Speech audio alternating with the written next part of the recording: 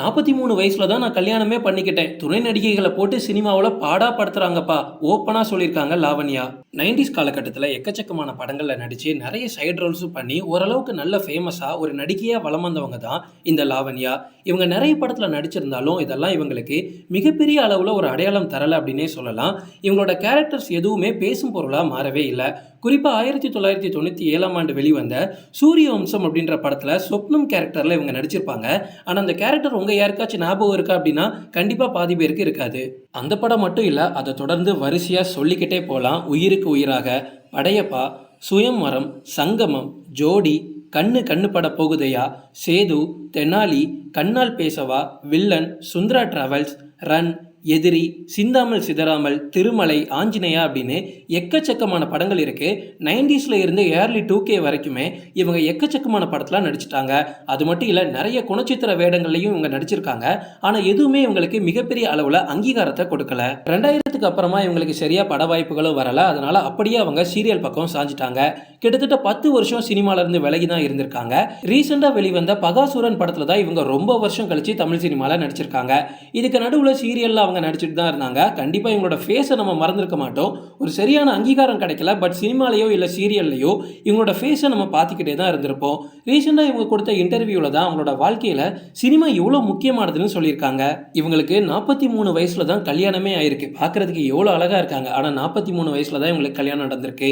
சினிமாவுல market குறைஞ்சதுக்கான காரணத்தை பத்தியும் இவங்க ஹஸ்பண்ட் கிட்ட இவங்க நிறைய பேசியிருக்காங்க. அவங்களோட ஹஸ்பண்டும் இவங்களுக்கு சப்போர்ட்டாவே இருந்திருக்காங்க.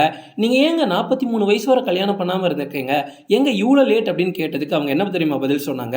என்னோட குடும்பம் ரொம்ப ரொம்ப வறுமையில இருந்துச்சு. நான் உங்களுக்கு சப்போர்ட்டா இருக்கணும் அப்படின்ற ஒரே ஒரு எண்ணம் தான் எனக்குள்ள ஓடிக்கிட்டே இருக்கும். அதனால தான் தொடர்ந்து எல்லா படத்துலையுமே நடிப்பேன். அவங்க யார் கூப்பிட்டு என்கிட்ட கதை சொன்னாலும் சரி, நான் காசு கிடைக்குமே, என்னோட குடும்பத்தை பார்த்துக்கலாமே அப்படின்னு நான் தொடர்ந்து நடிச்சிருவேன். அதுக்கப்புறமா எனக்கு திருமணத்தை பத்தி ஒரு தாட்டே எனக்கு வந்ததில்லை. எப்பவுமே படம் நடிக்கணும், ஒரு ஃபேம் கிடைக்கணும், அது மூலமா அடுத்த லெவலுக்கு போகணும், குடும்பத்தை பார்த்துக்கணும். கல்யாணத்தை பத்தி எனக்கு ஒரு தாட்டே வந்ததில்லை அப்படின்னு சொல்லியிருக்காங்க. பட் ரொம்ப வருஷம் கழிச்சு ஒரு ஃபேமிலி ஃபங்க்ஷன்ல தான் என்னோட ஹஸ்பண்டை நான் முதலா பார்த்தேன். அதுக்கப்புறமா நாங்க பேசி லவ் பண்ண ஆரம்பிச்சோம். லவ் வீட்டில் சொன்ன உடனே கல்யாணம் பண்ணிட்டோம். 43 வயசுல தான் எனக்கு கல்யாணம் நடந்துச்சு அப்படின்னு அவங்க சொல்லியிருக்காங்க.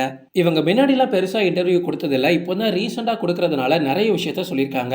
குணச்சித்திர கேரக்டர்ல நடிக்கக்கூடிய நடிகைகள் நிறைய இன்னல்களுக்கு தள்ளப்படுறாங்களா, அதுவும் குறிப்பா ஷூட்டிங் ஸ்பாட்ல ரொம்பவும் தரக்குறைவா நடத்தப்படுறதாலாம் சொல்றாங்க. இப்ப ரொம்ப அழகா இருக்காங்க ஒரு சைடு ஆக்ட்ரஸ், அவங்கள விட ஹீரோயின் கொஞ்சம் மொக்கையா தான் இருக்காங்க அப்படின்னா சைடு ஆக்ட்ரஸ் அசிங்கமா காமிக்கிறதுக்காகலாம் மேக்கப் போட்டு விடுவாங்களாம். பியூட்டினஸ்க்கே இந்த அளவுக்கு பிரச்சனை பண்ணுறாங்க அப்படின்னா அப்போ பெர்ஃபார்மன்ஸ்க்கு யோசிச்சு பாருங்க. இவங்க எக்கச்சக்கமான படத்தில் அக்கா கேரக்டரில், தங்கச்சி கேரக்டரில், ஃப்ரெண்டு கேரக்டரில் பண்ணியிருக்காங்க. இவங்களோட பெர்ஃபார்மன்ஸ் எந்த விதத்துலையும் ஹீரோயினை மிஞ்சிடக்கூடாது அப்படின்றதுக்காகவே இவங்களுக்கு அதிகமாக டைலாக் கொடுக்க மாட்டாங்களா. அப்படியே டைலாக் கொடுக்குறத இவங்க ஓவர் எக்ஸ்பிரஷனோட பண்ணாங்க அப்படின்னா இல்லைல்ல இவ்வளோலாம் வேணாம், நீங்கள் சிம்பிளாக செட்டில்டாக பண்ணால் போதும் அப்படின்னு சொல்லிடுவாங்களா.